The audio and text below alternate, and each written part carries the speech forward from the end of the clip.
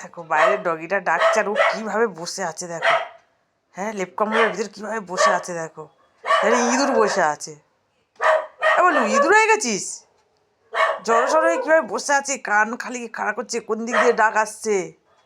কোন দিক দিয়ে ডাক আসছে? হ্যাঁ, কোন দিক দিয়ে আওয়াজ আসছে? ওরে বাবা রে, ওরে বলে ও তোকে তুলে নিয়ে যাবে, তোকে তুলে নিয়ে যাবে। কি হবে রে? হ্যাঁ, তুই কি করবি? যা না, একটু বাইরে গিয়ে ডাক না রে।